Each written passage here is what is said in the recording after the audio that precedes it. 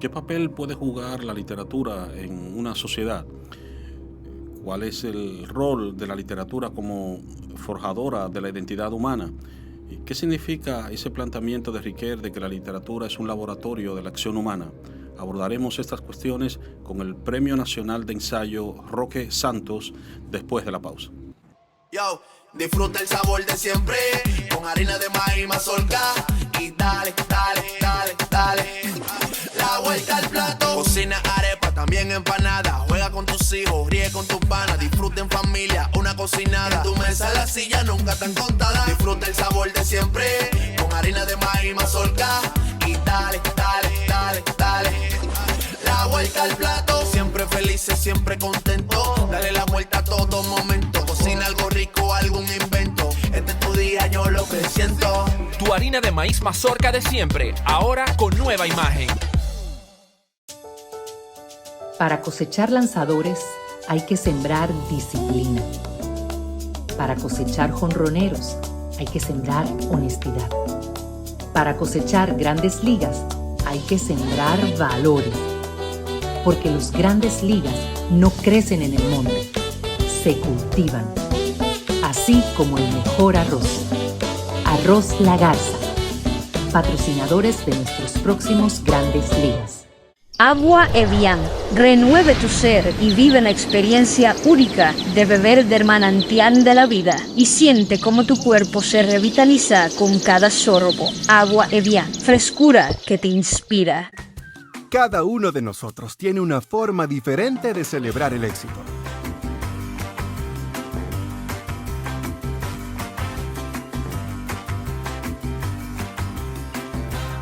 Aprendamos a celebrar los pequeños logros. Porque quien celebra la vida todos los días ya alcanzó el éxito que tanto estaba buscando. Don Pedro celebra todos los días. Aquí, allí, pa' nuestra gente, con tu subagente, popular presente, puesto pa' servir, puesto pa' la gente, con tu subagente, popular presente. Paga la tarjeta en el local de la vecina, recarga tu saldo en el colmado de allá arriba, el préstamo que tengo lo pago aquí en la esquina, ese dinerito en la tienda se retira, pa' retirar FT, pa' recargar tu cel, pa' que puedas recibir tu remesa también. Aquí, allí, subagente popular, puesto pa' nuestra gente, popular presente. Comparte, recuerda darnos tu like y activar la campanita para notificaciones. Bao Media Group presenta Conversaciones de la Caverna, conducido por Leonardo Díaz. Bienvenido, Roque, a Conversaciones de la Caverna. Ya desde nuestro último encuentro habíamos prometido esta otra conversación, ¿no? Donde hablaríamos del rol forjador de la literatura y otros aspectos que no pudimos tocar, ¿no? En nuestro primer encuentro, ¿no? Bienvenido. Bien, gracias, Leonardo. Esta vez viene el profesor de literatura, o de lengua y literatura, como me gusta llamarlo. Yo encantado de compartir con los amigos y amigas que escuchan y ven el programa. Uh-huh. A tus órdenes, y siempre que pueda estaré contigo discutiendo sobre literatura y filosofía. Gracias. Siempre se ha planteado que la literatura tiene un rol formativo, ¿no? En una sociedad, ¿no? Vamos a hablar un poco de eso, ¿no? De tu perspectiva sobre esto que se le asigna, ¿no? A la literatura, más allá de, digamos, las satisfacciones estéticas que pueda proporcionar, ¿no? Sí, ahí habría que hacer muchas teorías literarias, pero vamos a simplificar en ese rol formativo, como tú le llamas, de la literatura. Centrémonos en literatura, no en nuestras clases de lengua y literatura, ni en este mundo simplemente académico. Podemos ver literatura como un deleite, ¿no? Como un entretenimiento, como un goce estético, ¿no? A través de la obra literaria, pero también hay un aspecto un poquito más serio dentro del juego literario, que es, usando unos términos un poquito filosóficos, que es la configuración de la persona humana a través del acto de lectura. Entonces, la literatura tiene ese papel de no solo entretener, porque busca ¿verdad? Que una intencionalidad de goce estético y de ahí se deriva una especie de rol de entretenimiento o de juego en el discurso literario, sino también que hay un tipo de intencionalidad más configurativa, de posibilitadora o clarificadora de la realidad o también de situaciones del sujeto que lee.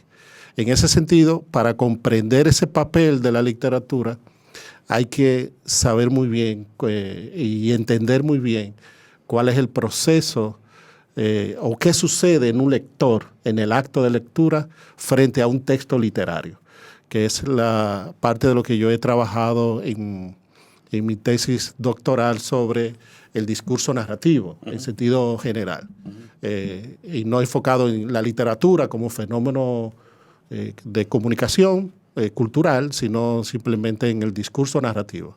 Pero muchas de esas cosas que yo trabajé allí factiblemente pueden ser traspoladas al discurso, a la literatura en sentido general como un discurso de comunicación, bien, como un acto comunicativo, porque la literatura no se reduce únicamente a producir textos, sino que es un acto de comunicación social. Y en ese sentido encontramos literatura en todas las épocas y prácticamente en todas las culturas. Ahí tendríamos que distinguir y enfatizar que literatura no significa simplemente textos o obra escrita. Escrita, sí. Yo recuerdo ese es un debate permanente. Inclusive, ¿recuerdas cuando le dieron el premio Nobel de Literatura a Bob Dylan? Se volvió a replantear la cuestión de si se le podía dar el premio Nobel a un cantautor, ¿no? Porque si lo que estaba haciendo era exactamente, digamos, literatura, ¿no? Ese debate siempre ha estado ahí, ¿no? Latente. Sí, pero fíjate que una canción es un poema. Entonces, en ese sentido... sobre todo si lo escribe Bob Dylan, ¿verdad? Sí, exactamente. Y un tipo de poema es la canción. La canción es un tipo de poema. Entonces, en ese sentido, está bien justificado el premio. Ahora bien, cuando hablamos de literatura, estamos hablando de un fenómeno que se puede dar de manera oral o de manera escrita. Entonces, como un acto comunicativo, social, cultural, dentro de un contexto, tiene algunas dimensiones que posibilitan no solo redescubrir la realidad o hablar de cosas nuevas sobre la realidad que se está viviendo, sino también que posibilita crear nuevas realidades, que eso es lo que se llama la teoría de los mundos posibles. Bien, entonces, en ese sentido, como posibilitadora y clarificadora de nuevas realidades, la literatura tiene una intencionalidad digamos, de configurar la persona, configurar la interpretación que tiene la persona de la vida, de ciertos temas, de dar respuesta a ciertas preguntas fundamentales. Entonces, no se enmarca la literatura o el acto comunicativo, que llamamos literatura en sentido general, a una intencionalidad solo estética, sino también formativa del lector. Como tampoco la literatura tiene el fin, digamos, de reproducir la realidad, ni siquiera cuando está tratando de hechos históricos, ¿no? Se llama la famosa novela histórica, ¿no? Y que muchas veces genera, digamos, esos debates, especialmente desde la mirada de los historiadores, que están como buscando un poco ahí como si fuese el registro de lo que aconteció. O la verdad histórica. Exactamente, y en modo alguno el literato tiene esa finalidad, el escritor nunca tiene esa finalidad, nunca, ¿no? Sino que más bien lo que siempre toda novela es una constructora de sentido, ¿no? Una constructora de significado. Y de no solo de sentido, sino de interpretación de una realidad. Entonces eso nos dice que no hay una interpretación única sobre lo real, ni sobre la persona. Fíjate que podemos enfocarnos en lo que llamamos el acto lector o en la lectura, porque cuando uno busca la relación entre la literatura y la vida, siempre está enfocado en el acto de lectura, ¿no? Como un texto o como un lector se configura a sí mismo, reinterpreta su realidad, reinterpreta la vida a partir de lo que se llama la cosa del texto o el mundo del texto que está enfocado. Entonces, si hablamos de una relación vida y literatura, hay que hablar también de desde dónde. Si yo lo veo desde la lectura, y lo que yo intento aportar en mi tesis doctoral es que podemos ver esta relación entre la vida y la literatura, entre el lenguaje y la vida, a través también del acto de escritura. Porque regularmente cuando uno ve estas teorías que van relacionando la intencionalidad estética o la intencionalidad configurativa o pedagógica de la literatura, regularmente están centrados en el acto de lectura, todas esas teorías. Pero hablan muy poco de cómo la escritura permite también no solo la configuración del yo del escritor, sino también de posibilidad del pensamiento de reconfigurar, redescribir, reinterpretar un problema, una realidad, a medida que se va escribiendo. Entonces, ese flujo de la escritura sirve como flujo del mismo pensamiento. Y eso es muy típico. Uno lo puede ver incluso en autores, o lo puede ver en filósofos. Yo lo veo también en mi vida escolar, cuando yo posibilito que los alumnos escriban historias. Regularmente aparecen cosas muy personales detrás de las historias. Y eso es posibilidad porque la escritura, igual que la lectura, brinda el espacio para uno ir, digamos, rumiando, pensando, reconfigurando, reflexionando, teniendo lo que Paul Ricoeur llama variaciones imaginativas. Es decir, yo poder ver a partir de la imaginación y con la imaginación posibilidades de mundo o posibilidades de acciones. De ahí la famosa frase de Ricoeur que la literatura es un laboratorio para la acción humana. Entonces, si nos centramos en esa frase, evidentemente el autor está enfocado en el acto de lectura.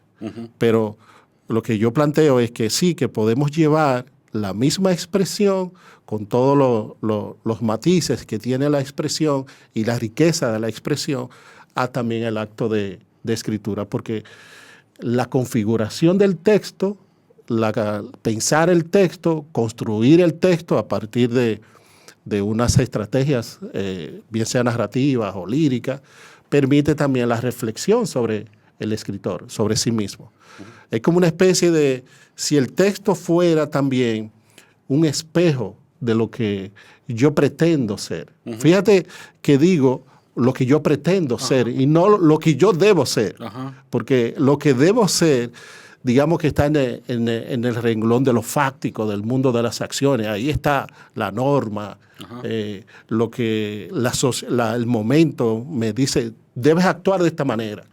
Pero en la imaginación yo puedo abrir posibilidades de actuaciones. Por eso que Ricoeur acuña ese término muy interesante de variaciones imaginativas, tanto de la realidad, de ahí la teoría de los mundos posibles, y también del yo, de la configuración de uno mismo, que es un proceso bastante interesante y que yo veo, por lo que puedo leer y ver en los profesores que acompaño en ese proceso didáctico de la literatura, rara vez tienen conciencia de las posibilidades que abre este tema de las variaciones imaginativas en la configuración de las identidades de los alumnos, como lectores y como escritores hay también. un elemento ahí que tú has tocado, ¿no? Y que resulta muy interesante de la teoría de Ricoeur, que tiene que ver con la construcción de identidades, más que de una identidad. La tradición filosófica occidental, usualmente la noción de identidad está asociada a un yo fuerte, ¿no? A un sustrato, un sustrato que de una manera u otra, digamos, permanece a través del tiempo.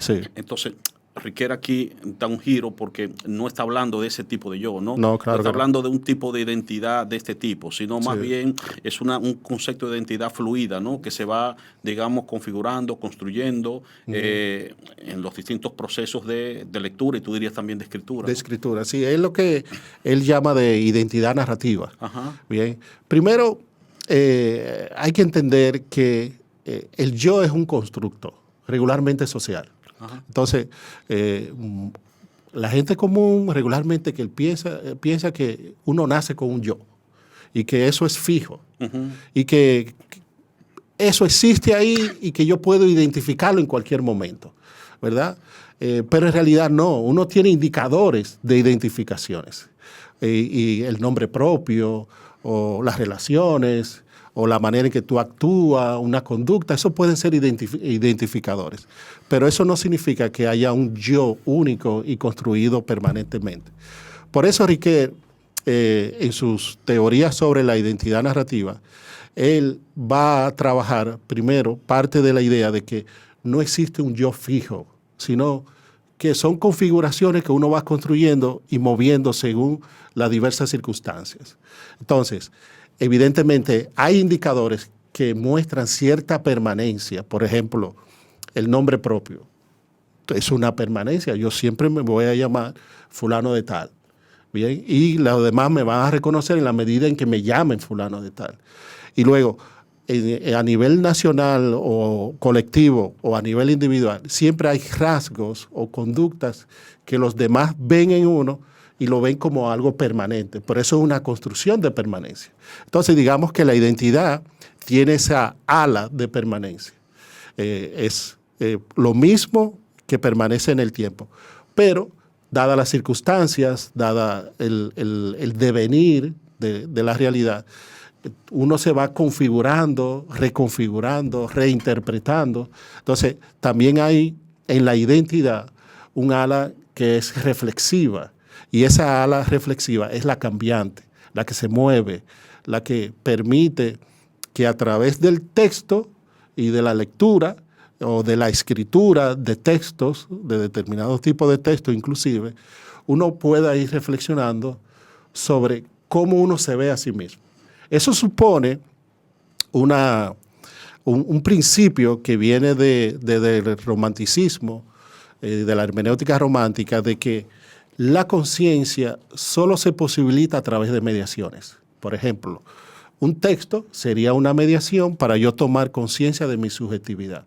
Entonces, en la medida en que yo dialogue con el texto a través del acto de lectura, y yo digo también del acto de escritura, que es una especie de diálogo también, entonces yo voy construyendo una conciencia de mí mismo, una subjetividad, una reflexividad. Es lo que Riquet llama la configuración de sí mismo, o de ese sí reflexivo, que es un término muy técnico. Podíamos decir que cuando un lector, para centrarnos en el tema literatura y vida, cuando un lector lee una novela, tiene de cara así un texto que le dice algo. Entonces, eso que le está diciendo el texto, ese lector es el responsable de llevarlo a la vida. Bien, pero cuando él lleva a la vida, él ya no es el mismo.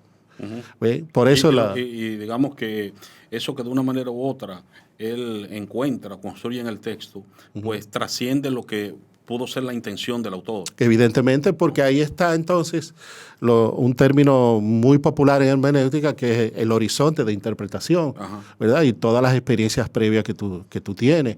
Mientras más rico ese horizonte de interpretación, entonces la interpretación del texto se hace más rica, entonces tú eres un yo transformado, un sí reflexivo transformado que puedes ir al mundo siendo otro, pero no deja de ser tú mismo. Bien, por eso hay un texto de Riquet, que es uno de los textos más difíciles y más trabajados, que se titula Sí mismo como otro. Es decir, yo me reencuentro a mí mismo solo en la mediación de otro, de la alteridad. Sin alteridad no puede haber identidad, de ningún modo. Entonces, la alteridad, los otros, en este caso el texto, la obra literaria que yo leo, me sirve a mí como un referente para yo configurar mi propia identidad, para yo analizar mi realidad, para yo configurar un sí reflexivo y que luego yo voy a la vida a actuar. Bien. Y de ahí entonces que la lectura juegue ese papel, digamos, de enriquecedor de lo que es, de lo que somos, ¿no? De lo que somos. Y el gran, digamos, la gran pérdida, el gran déficit, la gran carencia que constituye el que no, digamos, leamos, el que no tengamos acceso a los textos, sí, ¿no? Literarios, ¿no? En parte es lo que quiere señalar Humberto Eco con la expresión de que él dijo en un momento, el que no lee, peor para él. Es muy sencillo. Si usted no lee, no adquiere una serie de instrumentos, de herramientas culturales, ¿bien? Para usted entender el mundo y usted entenderse a sí mismo y entender a los demás. Y ahí entonces, por eso que yo uno la expresión de Humberto Eco de que el que no lee, peor para él, con la expresión de Riquet de que la literatura es un laboratorio para la acción humana. Yo no digo solo la acción humana, sino también las posibilidades de la utopía, las posibilidades de transformación de la realidad y sobre todo la posibilidad de uno configurarse en relación a las lecturas que uno ha realizado. Me interesa bastante el aspecto de la literatura como utopía, ¿no? Y como forjadora de mundos posibles. Pues vamos a retomar ese tópico después de la pausa. Titulado Recetario de piel. Llegas desprevenido. Un trozo de signo que acompaña al Hades. Hola, este es mi primer libro que se titula Yo Fátima. Es un libro que compila los retazos de mi vida en poemas cortos y poemas largos. Es un libro que es la primera edición de un editorial que se llama Búcara y fue una edición de Amable Mejía y un dibujo excelente de Wilkin Rodríguez que lo realizó a partir de una foto mía. Un inicio, ¿verdad?, de una apuesta a la literatura de mujeres en la República Dominicana y a salir de mi mundo de académico, racionalista, de antropóloga, para irrumpir en un verano, como dijo Emily Dickinson, solo para mí. Poema 9. Estás allí corriendo, amor. Ver, un don, y tú recoges un moribundo sol que empapa sudarios. Duelen hasta las plegarias. De venta en la Quinta Dominica y también va a ser colocado en Amazon. Bao Media Group. Podcast. Coberturas. Documentales. Reserva tu espacio con nosotros. Escríbenos vía DM. Un corito no tan sano. Conversaciones de la caverna. Vamos a retomar un concepto fundamental de el momento anterior de nuestra conversación, en el que tú hablabas de la literatura como utopía, ¿no? Yo recuerdo que a Vargas Llosa que hablaba de que toda literatura implica de una manera u otra una inconformidad o nace de una inconformidad con el mundo que vivimos, sí, ¿no? Claro. Y en ese sentido la literatura también, digamos, juega ese rol contestatario, ¿no? ¿Sí? Por eso, en términos de teoría literaria, hoy tiene mucho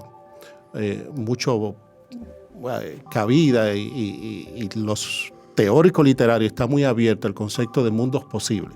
Es un concepto muy técnico, pero podemos enmarcarlo allí con el tema de la utopía y de esa digamos, inconformidad del escritor frente a la realidad y la literatura como posibilidad de mostrar esa inconformidad y ver cómo a través del texto, de las variaciones imaginativas en el texto, se crea un mundo posible, un mundo que es utópico, ¿sí? Entonces, para entender utopía debemos saber de las distopías también, que es la posibilidad negativa de un mundo futuro de terror, de catástrofe, pero no siempre, aunque el cine hoy en día valora muchísimo la distopía porque vende más que la utopía, la literatura ha trabajado de cierta manera un poquito más el tema de las utopías, de ese mundo posible, ese mundo,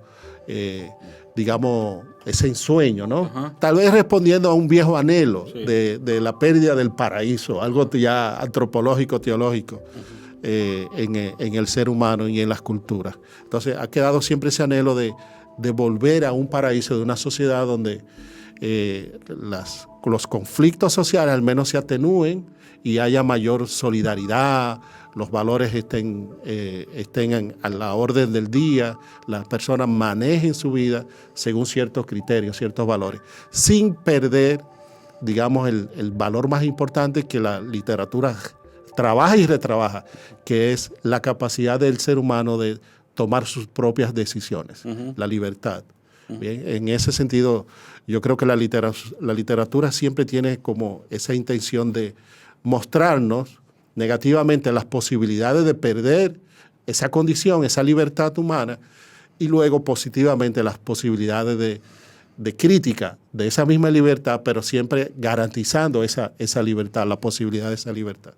Entonces, la literatura como utopía es para mí la garantía de esa discusión sobre las posibilidades humanas a futuro.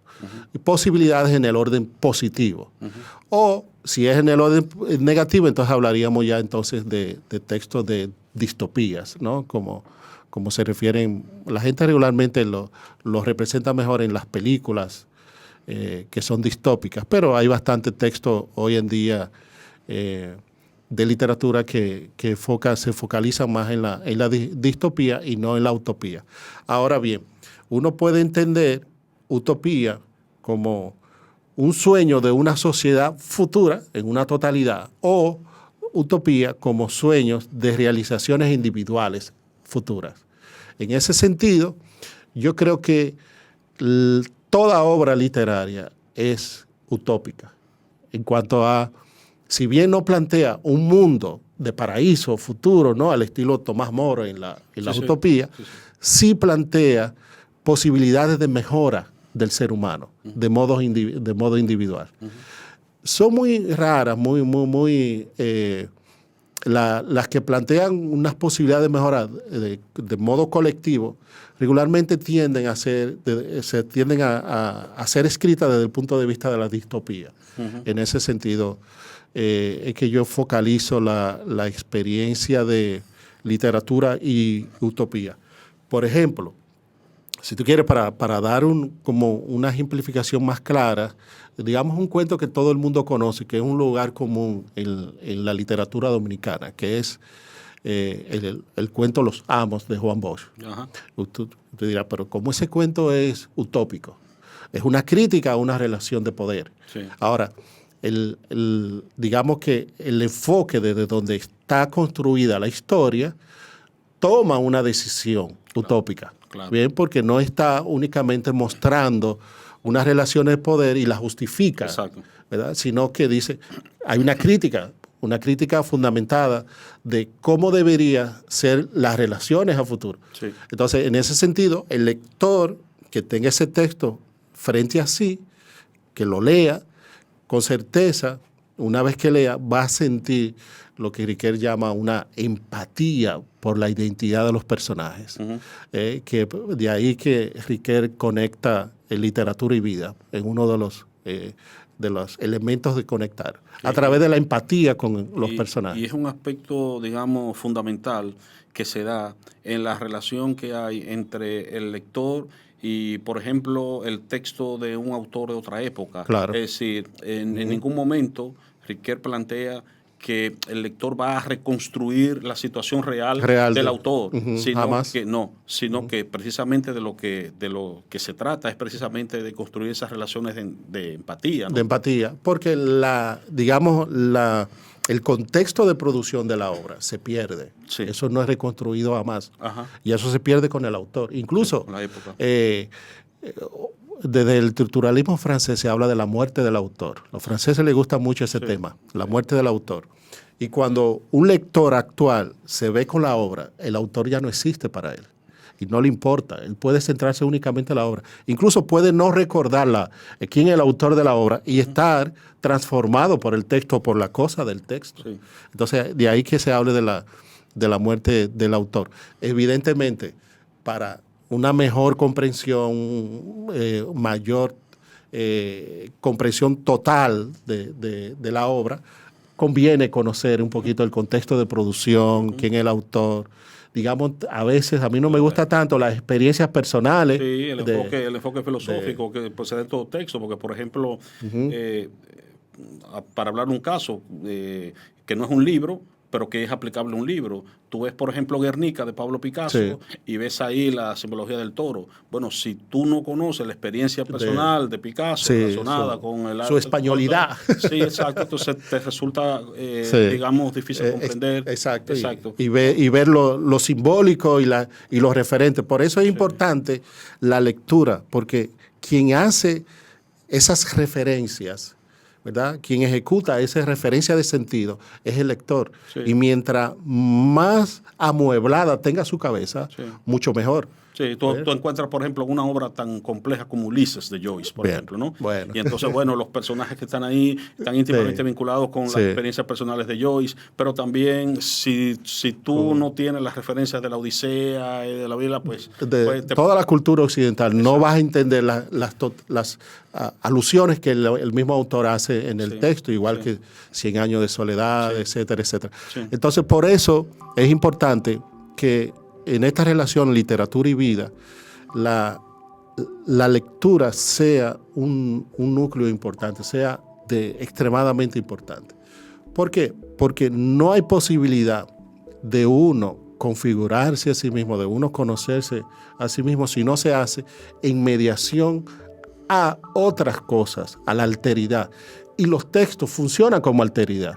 Bien, entonces, una persona que dice que no lee, es un peligro público, es un peligro, y un peligro para las relaciones, porque no sabe imaginar situaciones futuras. Entonces, primero, no tiene conciencia ética, y mucho menos va a tener una conciencia estética o una sensibilidad estética que lo llevaría a una conciencia ética. Así que cuando yo veo, y se lo digo a mis alumnos, cuando ustedes me dicen que leer es aburrido, es porque ustedes son burros ya. Entonces no tienen posibilidad ni un horizonte de interpretación de nuevas obras, de nuevos textos que expandan su cultura, que expandan su acervo cultural y expandan sus posibilidades imaginativas, que involucra posibilidades imaginativas o variaciones imaginativas con la realidad, pero también con ustedes mismos, que ustedes se vean en los pies del otro, de un personaje. Por eso a mí me gusta aquellos alumnos que te dicen, mira, estoy muy molesto con esta obra. No me gusta para nada. Y ahí comenzó algo bueno. Cuando dicen, no me gustó para nada tal personaje porque hizo tal cosa, es una genialidad. Porque eso es lo que busca. Está sumergido, y no solo sumergido, está tomando postura frente al texto y frente a un personaje en realidad. Entonces, eso es digamos, la magia, y esa es la importancia de la literatura, que no debe ser enfocado solo al mundo del hábito escolar, de la escuela. Sí dimensionado y potencializado por la escuela, ¿no? Pero debe ser una tarea individual y de formación individual. Muy bien, gracias Roque por haberme acompañado en estas conversaciones de la caverna, y a ustedes también. Hasta nuestro próximo encuentro. Gracias. Conversaciones de la caverna, conducido por Leonardo Díaz. Conversaciones de la Caverna es el nombre de un nuevo podcast que producimos para Bao Media Group. Se trata de un podcast dedicado a temas de filosofía y de temas humanísticos. Responde a una iniciativa de propagar ideas, diálogos, cuestionamientos en nuestro día a día. Hemos querido retomar el símbolo platónico del diálogo crítico en medio de un estado generalizado de confusión. En esta era de sofistas digitales, de la posverdad y de los bulos informativos, queremos propiciar conversaciones razonables en los ruidosos espacios de la comunicación desquiciada. Conversamos con el filósofo Erickson Minaya sobre el concepto de sociedad decente en la obra del pensador Avishai Margalit y su diferencia con la idea de sociedad civilizada. A partir de dicha distinción, conversamos sobre sus implicaciones para las sociedades actuales. Para abordar la filosofía de Friedrich Nietzsche, conversamos sobre el significado de los conceptos de superhombre, voluntad de poder, eterno retorno y nihilismo. También dialogamos sobre el legado del autor de Así habló Zaratustra para el pensamiento contemporáneo. Conversamos con la teatrista y filósofa Ingrid Luciano sobre el rol del teatro en la construcción de una sociedad democrática. Abordamos el tópico de la función educativa del teatro y su vinculación con el pensamiento crítico. Conversamos con el maestro de generaciones, el doctor Enerio Rodríguez Arias, sobre la relación entre mundo y lenguaje a partir de la obra de Ludwig Wittgenstein. Abordamos al denominado primer Wittgenstein, su teoría sobre los límites del lenguaje, su concepción de la relación entre lenguaje y realidad y las repercusiones de su perspectiva para el modo de entender la filosofía. Agradecemos a Bao Media Group por el apoyo que nos han proporcionado en esta iniciativa. También queremos agradecer a las personas invitadas, pues contribuyen con sus ideas y su disposición dialogante a que los contenidos complejos de la filosofía sean agradables y accesibles para personas sin entrenamiento filosófico previo. Agradecemos a ese público curioso que nos apoya a través de las redes sociales. En los próximos espacios pretendemos abordar otros temas interesantes de nuestra actualidad: literatura y pensamiento, el teatro y el compromiso político, la alteridad, la relación docente-estudiante, la bioética, los desafíos éticos de la inteligencia artificial, entre otras cuestiones necesarias para reflexionar y dialogar mientras buscamos señales que nos orienten en la caverna. Bao Radio. Yo, disfruta el sabor de siempre, con harina de maíz mazorca y dale, dale, dale, dale. La vuelta al plato, cocina arepa, también empanada. Juega con tus hijos, ríe con tus panas, disfruta en familia, una cocinada. En tu mesa la silla nunca tan contada. Disfruta el sabor de siempre, con harina de maíz mazorca y dale, dale, dale, dale. La vuelta al plato, siempre felices, siempre contento. Dale la vuelta a todo momento. Cocina algo rico, algún invento. Este es tu día, yo lo que siento. Tu harina de maíz mazorca de siempre, ahora con nueva imagen. Para cosechar lanzadores hay que sembrar disciplina. Para cosechar jonroneros hay que sembrar honestidad. Para cosechar grandes ligas hay que sembrar valores. Porque los grandes ligas no crecen en el monte, se cultivan. Así como el mejor arroz. Arroz La Garza, patrocinadores de nuestros próximos grandes ligas. Agua Evian. Renueve tu ser y vive una experiencia única de beber del manantial de la vida y siente cómo tu cuerpo se revitaliza con cada sorbo. Agua Evian. Frescura que te inspira. Cada uno de nosotros tiene una forma diferente de celebrar el éxito.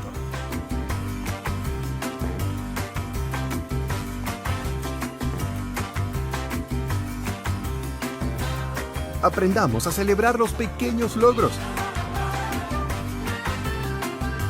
Porque quien celebra la vida todos los días ya alcanzó el éxito que tanto estaba buscando. Don Pedro celebra todos los días. Aquí, allí, pa' nuestra gente, con tu subagente, popular presente, puesto pa' servir, puesto pa' la gente, con tu subagente, popular presente. Paga la tarjeta en el local de la vecina, recarga tu saldo en el colmado de allá arriba. El préstamo que tengo lo pago aquí en la esquina, ese dinerito en la tienda se retira. Pa' retirar FT, pa' recargar tu cel, pa' que puedas recibir tu remesa también. Aquí, allí, Subagente Popular, puesto pa' nuestra gente. popular presente.